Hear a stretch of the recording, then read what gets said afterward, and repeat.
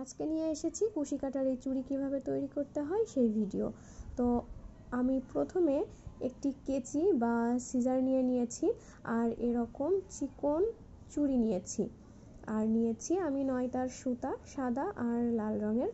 আর এখানে আমি দুইটা কুশি কাটা ব্যবহার করেছি, একটি হচ্ছে 1.5 mm আর একটি হচ্ছে 1.2 mm। একটি হচ্ছে চিকন আর একটি হচ্ছে মোটা। আর একটি জিনিস আমি নিয়েছি এই কাজ করতে, সেটি ভিডিওর মাঝখানে দেখাবো। তো দেখুন আমি চুড়ির বেস করব, এজন্য সাদা সুতাটা নিয়ে আমি এখানে একটি স্লিপ নট তৈরি করছি। স্লিপ নট কীভাবে তৈরি করতে হয় সেটা কিন্তু আমার পূর্বের ভিডিওতে আমি সুন্দর করে বুঝিয়ে দিয়েছিলাম, তো আজকের ভিডিওতেও আমি খুব স্লোভাবে দেখিয়ে দিলাম। তো এই যে আমার স্লিপ নট তৈরি করা শেষ। এখন চুড়ির ভেতর দিয়ে আমি কুশি কাঁটাটা ঢুকিয়ে এই স্লিপ নটটাকে বের করে নিয়ে আসছি। দেখুন এখন চুড়িটাকে সহ একটি চেন করে নিলাম। তো একটি চেন শেষ, আমি সেকেন্ড চেনটিও করে নিয়েছি। তো এভাবে আমি দুইটা চেন করে এবার আমি এখানে সিঙ্গেল স্টিচ দিয়ে নিচ্ছি। সিঙ্গেল স্টিচটা নিয়েছি কিন্তু আমি চুড়ির ভেতর দিয়ে। দেখুন এই যে চুড়ির ভেতর দিয়ে আমি কুশি কাঁটাকে ঢুকিয়ে সুতা বের করে নিয়ে এসে আবার কুশি কাটার মাথায় সুতা পেঁচিয়ে এই যে বের করে নিয়ে এসেছি। ঠিক এইভাবে আমি সিঙ্গেল স্টিচগুলো সম্পূর্ণ চুড়িটাতে করব। আর হ্যাঁ, এখানে কিন্তু আমি একটি ট্রিক্স দেখিয়ে দিচ্ছি, যে বাড়তি সুতা ছিল সেই সুতাটা আমি কিন্তু এই সিঙ্গেল স্টিচের ভেতরেই দিয়ে দিচ্ছি। কেন বলুন তো, যেন এই সুতাটা পরবর্তীতে খুলে যাওয়ার সম্ভাবনা না থাকে। আর হ্যাঁ, এখানে কাজ করতে গেলে এই সুতাগুলো কিন্তু এরকম ঘুরতে থাকবে। আসলে সুতাগুলো টাইট করার একটি উপায় আছে, সেটি আমি দেখিয়ে দিব। তার আগে সম্পূর্ণ চুড়িটা কভার করে নেই, তারপর দেখিয়ে দিব। তো এই যে আমি চুড়িটি কভার করে একদম লাস্টে চলে এসেছি। তো আমি এই যে এইভাবে সিঙ্গেল স্টিচ দিয়ে নিয়েছিলাম, এখন আমি দিয়ে নিব একদম সর্বশেষ সিঙ্গেল স্টিচটা, যেহেতু এখানে আরও একটু ফাঁকা আছে। তো এই যে আমি সর্বশেষ সিঙ্গেল স্টিচটা দিয়ে নিলাম। এখন আমি এই সুতাটাকে অর্থাৎ এই রাউন্ডটা আমি শেষ করব। দেখুন কিভাবে, মনে আছে শুরুতে আমি দুইটা চেন করেছিলাম, একটি চুড়ি সহ আর একটি চুড়ির ওপরে। ঠিক সেকেন্ড যেই চেনটা নিয়েছিলাম সেই চেনের ভেতর দিয়ে এই যে কুশি কাঁটা ঢুকিয়ে আমি সুতা বের করে এখানে একটি স্লিপ স্টিচ দিয়ে নিলাম। তো ভিডিও শুরুতেই বলেছিলাম যে ভিডিওর মাঝখানে আমি আরেকটি জিনিস দেখাবো কি নিয়েছি, সেটি হচ্ছে এই 6000 গ্লু। আপনারা দেখেছিলেন যে এই সুতাগুলো ঘুরে ঘুরে যাচ্ছিল, ফিক্সড থাকছিল না, এই জন্য এটাকে ফিক্সড করার জন্য এই গ্লু ব্যবহার করলাম। আর গ্লুটা ব্যবহার করছি সুতাগুলো এরকম একটু ফাঁকা করে, তারপর গ্লুটা দিয়ে দুই পাশ থেকে সুতাটা চেপে আবার টাইট করে দিচ্ছি। তো এখন দেখুন পরবর্তী রাউন্ডের জন্য আমি দুটি চেন নিয়েছি। দুটি চেন নেওয়ার পর আমি ঠিক এর পরবর্তী ঘরের মধ্যে দেখুন একটি হাফ ডাবল ক্রোশেট করে নিচ্ছি। সেকেন্ড রাউন্ডটাতে আমি হাফ ডাবল ক্রোশেট করব প্রত্যেকটা ঘরে।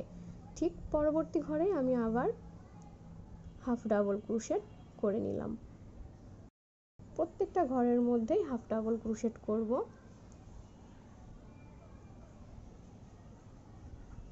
তো এভাবে আমি সম্পূর্ণ চুড়িটা কভার করে নিচ্ছি হাফ ডাবল ক্রোশেট করে। এই ঘরগুলো এতটা ছোট ছোট যে কুশি কাটা ওই 1.5 mm দিতে একটু কষ্ট হয়, এজন্য আমি এখানে 1.2 mmটা নিয়েছি, অর্থাৎ একটু চিকনটা নিয়েছি, যেন এই ঘরগুলোর মধ্যে কাটাটি ঢুকিয়ে সুতা বের করতে সহজ হয়। এখন আমি সর্বশেষ যেই হাফ ডাবল ক্রোশেটটি সেটি দিয়ে নিচ্ছি সর্বশেষ ঘরে। এরপর আমি যে দুইটি চেন নিয়েছিলাম ঠিক তার সেকেন্ড চেনে, অর্থাৎ এই রাউন্ডের প্রথমে যেই দুইটা চেন নিয়েছিলাম তার সেকেন্ড চেনটির ভেতর দিয়ে সুতা ঢুকিয়ে আমি একটি স্লিপ স্টিচ দিয়ে এই রাউন্ডটা শেষ করে ফেলছি একটি চেন নিয়ে। এখন সুতাটাকে কেটে দিব, দিয়ে সুতাটা এভাবে বের করে এই বাড়তি সুতাটাকে আমি হাইড করে দিব। আর হাইড কিভাবে করতে হয় আপনাদের তো সবারই জানা আছে, তারপরও একটু দেখে নিন, আমি যদিও ভিডিওটা একটু ফাস্ট করেছি।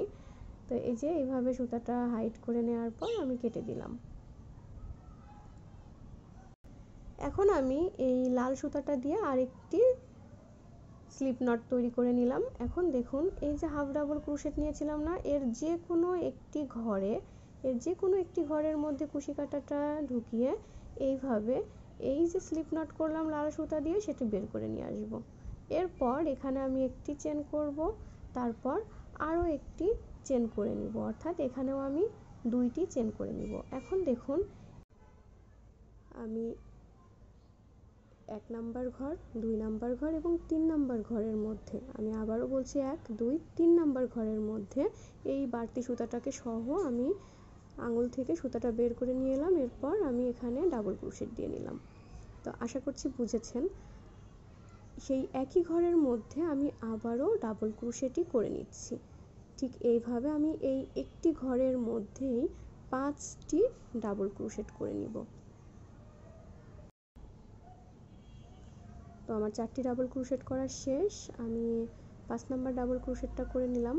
তো দেখুন আমার 1 2 3 4 5টা ডাবল ক্রোশেট শেষ। এখন আমি কি করব, এখন এই ডাবল ক্রোশেটটাকে আমি জয়েন করব কত নাম্বার ঘরে, দেখুন 1 2 3 4 নাম্বার ঘরে আমি এই ডাবল ক্রোশেটটাকে জয়েন করছি একটি সিঙ্গেল ক্রোশেট দিয়ে।